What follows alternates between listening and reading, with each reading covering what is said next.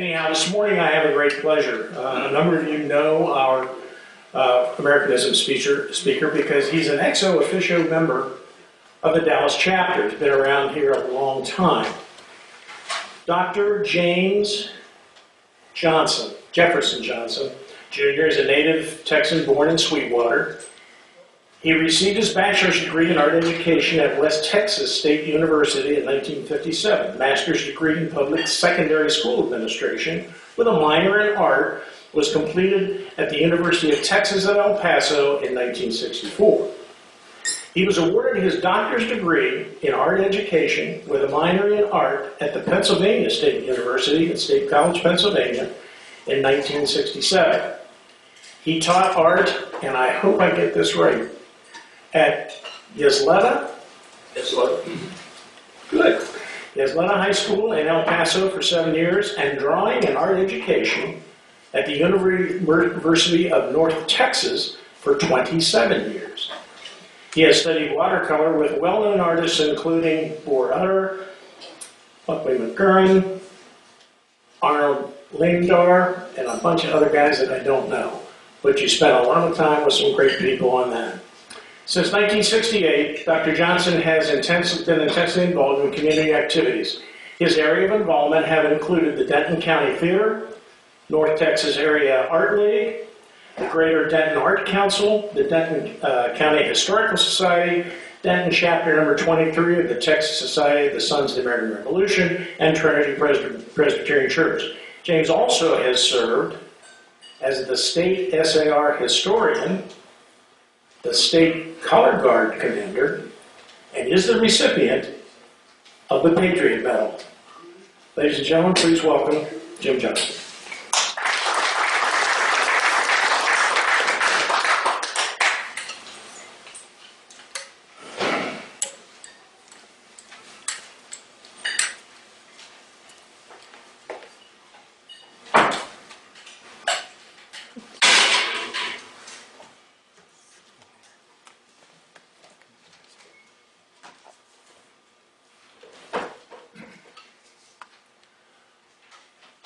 Yankee Doodle went to town celebrating Christmas. He danced and ate all night long, then went about his business.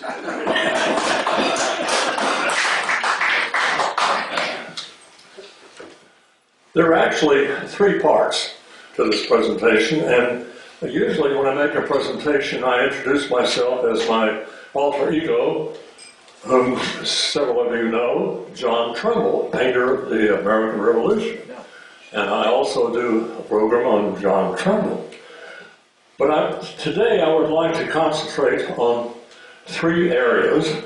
First of all, the origin and religious celebration of Christmas, which obviously we're all familiar with. It's a Christian holiday. And then the second thing would be the traditions of Christmas from colonial times all the way up to the present. The third thing is there is an amazing amount of events that occurred during December. In the years before and immediately after the American Revolution, in about a 10-year period from 1773 to 1783. So this is basically some of the things we're going to be dealing with. And first of all, Christopher Columbus, when he sailed to the New World, the Santa Maria ran aground at Hispaniola on Christmas Day. Columbus took this as a sign that God wanted him to establish a town or a city there, and so he established the Via de la Natividad, or the city of the Nativity. Well, Christmas was tough in those early years. In 1607 in Jamestown, there were approximately 100 colonists. And by December, there were only 30 some odd. Well, they obviously prayed to God, and they had a small, primarily religious Christmas celebration. And shortly after, they received aid from England, from the mother country.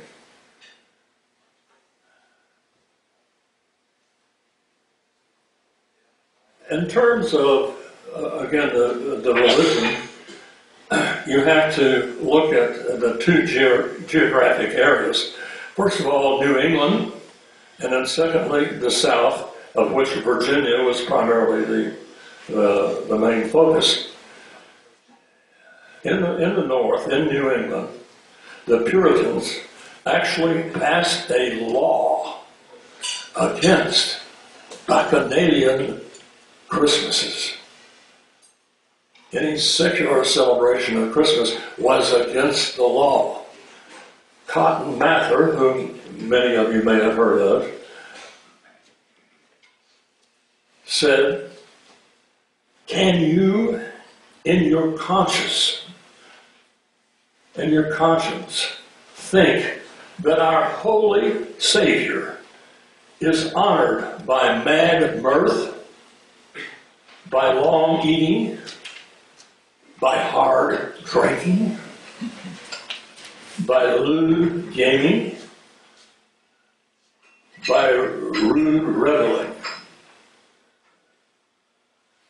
If you do think this, then surely the burning wrath of God will break forth among you." So Cotton Mather had definite ideas about the secular celebration of Christmas.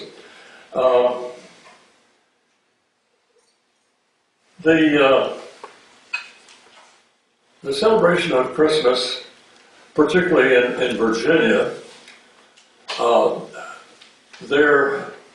it primarily consisted of parties, a lot of eating, a lot of wonderful, wonderful food, and a lot of visiting. This is a time when you got in your coaches and you traveled around to family and friends, and you also visited and partook of the wonderful things to eat.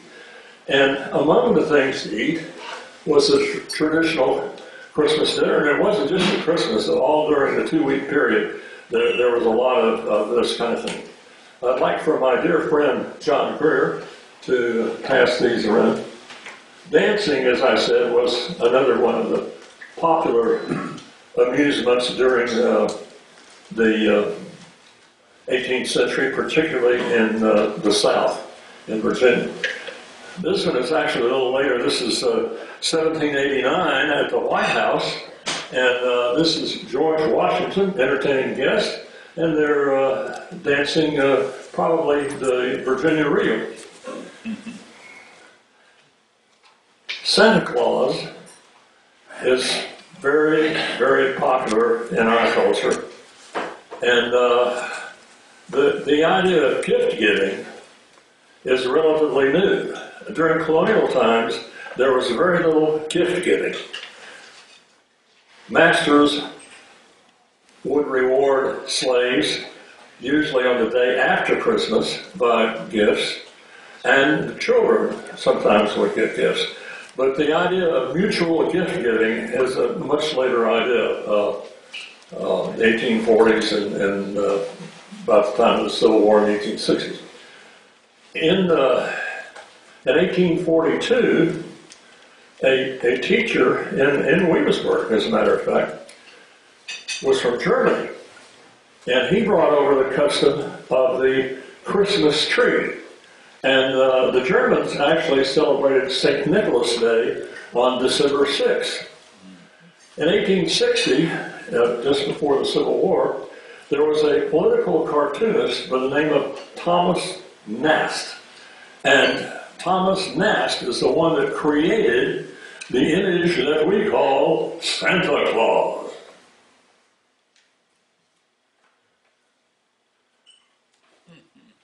Now, as I said, during colonial times, it didn't consist of gift giving. It did consist probably of the hanging of the greens, but not Christmas decorations as we know them. And it did consist of a lot of partying, a lot of eating, and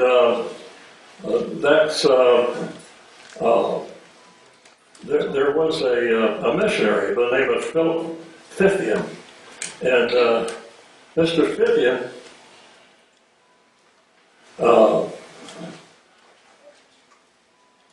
in 1773, he published the notion that Christmas was parties and having a good time and so forth. And then a few years later, during the Revolution, he was known to say that it was just another day, that not a shot was fired, and that people went about their business in a usual way. Christmas is come. Hang on the pot. Let spits turn around and ovens be hot. Beef, pork, and poultry now provide to feast thy neighbors at this tide. Then wash all down with good wine and beer, and so with mirth conclude the year. And so that's pretty much how they celebrated during colonial times.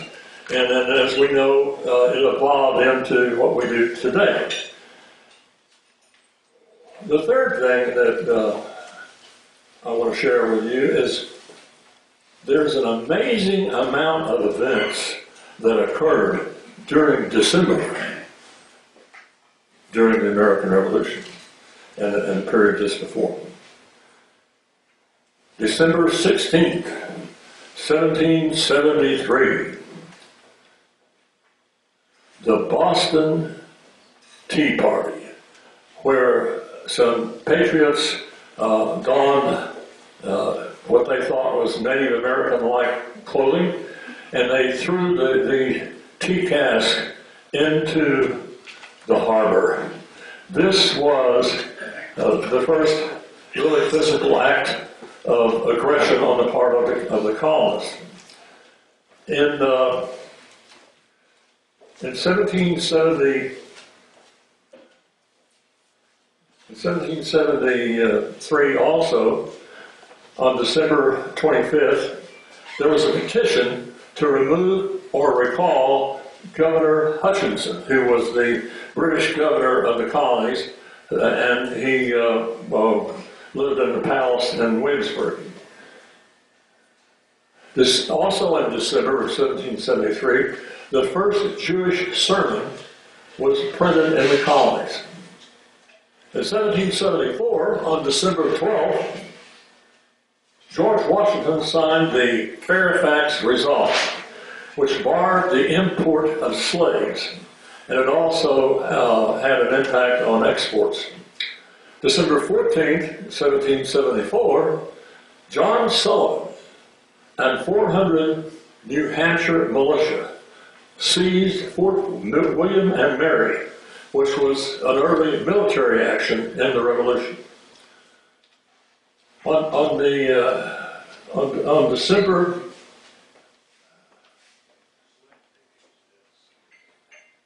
Actually, I have December 16th here, but I think it was actually on December 3rd.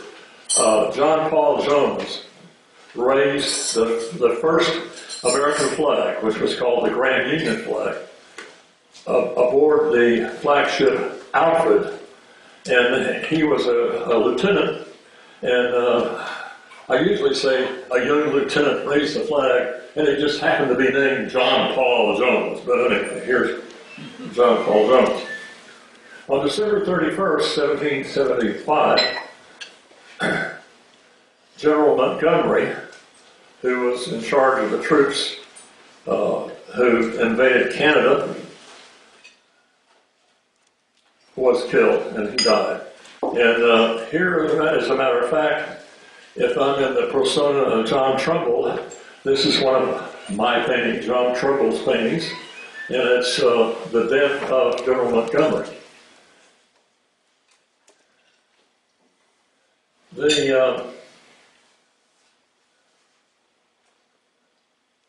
In 1776, on December 4th, Ben Franklin arrives in France to negotiate a treaty with the French. And here we have the Honorable Ben Franklin. And then here we have an antique portrait of Ben Franklin. On December 19th, 1776, Thomas Paine published his Crisis. And these are the times that try men's souls. On December 25th, 1776, General George Washington crossed the Delaware 9 times en route to attack the Hessians at Trenton. In December 1777, the first English-language American edition of the New Testament was published. On December 25th, 1777, Conway, who was an officer under Washington's command, tried to overthrow Washington and in conspiracy with General Gates, tried to get rid of Washington. It was unsuccessful, and Washington remained commander of the troops. December 25th, 1777. And we have Washington crossing on December 25th, 1776. We have Washington crossing the Delaware 9 times. Interestingly enough, that painting was done 100 years later by a German. And so, on December 25th, 1777, was the famous Christmas at Valley Forge. And here we have the Christmas at Valley Forge. And there were 900 huts built. They were 15 square feet by 6.5 feet tall. Joseph Penn Martin, who was a soldier in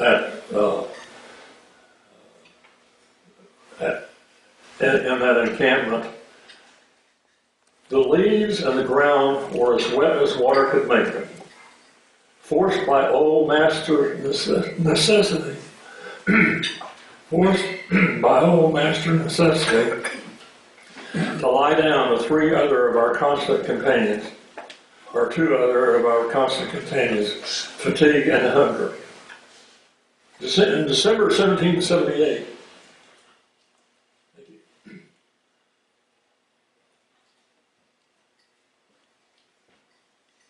we're almost there, folks. In December of 1778, on December 29th, a British seaborne expedition from New York with 3,500 men captures Savannah, Georgia. In 1779, on December 26th, British General Clinton leaves New York with 8,000 and captures Charleston. What's interesting is that the general that surrendered at Charleston was General Benjamin Lincoln. And an irony is that at Yorktown, the British commander refused to appear, so he sent a subordinate with his sword to General Washington. General Washington would not accept the subordinate, and he sent the subordinate to General Benjamin Lincoln. So there was an irony there. December 1780, free persons of color petitioned the Massachusetts General Court for relief from taxes. In December 1780 also, and then here's another irony, gave each white volunteer 1 slave as an inducement to enlist. Earlier, they had also, because the British were allowing slaves to join the army, earlier the Continental Army also allowed slaves to join the army. December 28, Britain declares war on the Dutch. Now, why does Britain declare war on the Dutch? Because the Dutch recognized us. In 1782, the first English Bible was printed in what is now the United States. In 1782 also, the Virginia legislature makes it legal to free slaves. In England, the letter A is discontinued. You may remember that the letter A signified an adulterer, and that practice was discontinued in 1782 in England. George Washington at Fraunces Tavern on December 4th, 1783, says goodbye to his officers. Also in 1783, the increasing number of loyalists who were loyal to Britain and could no longer stay here flee to Canada. And there are still descendants of the loyalists living in Canada today. December 23rd, and George Washington surrenders his commission. And these paintings of Washington are actually from earlier battles, but he surrenders his commission on December 23rd, 1783, to the Congress at Annapolis. And he makes a statement that, another irony, he says that I leave the enjoyments of public life. And in parentheses, I might add, for a while. Okay, that basically are the things that occurred during the American Revolution during December.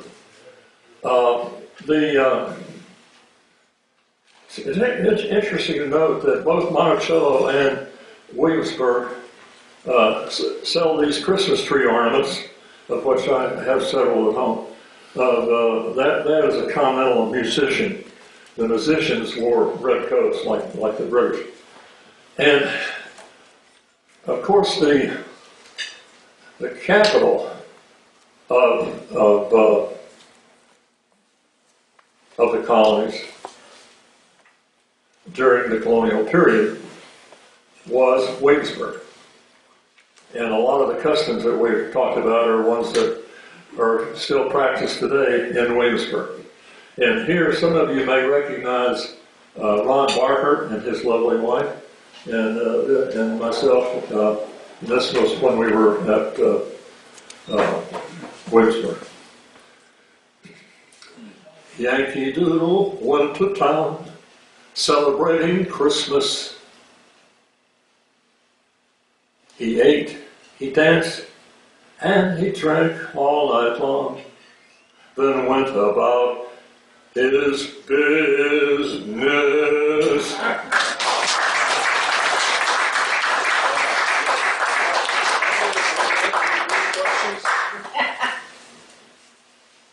Okay, very good. I do have a question, sir. What? Do you still engage in the practice of wherever you go, pulling out your sketch pad, and all the pretty ladies in the room lining up in front of you for you to sketch them? I made a bet with Tom Van Fossen that you would bring that up. And I was right. Yes, as a matter of fact, I still carry my sketchbook and draw the pretty ladies. Excellent. Thank you, sir. Don't go on. Let's see what we do. Bill, will you join me? Well, thank you for a Yankee Doodle Christmas. It's nice to meet a new friend, even though you have a lot of former friends here, or older friends here. But I appreciate the time you gave us this morning. I look forward to the next time you can address us. And in appreciation, we would like to give you that, Bill. Thank you very much.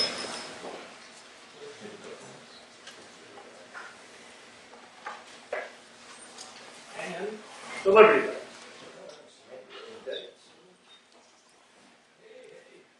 Thank you very, very much. Thank you.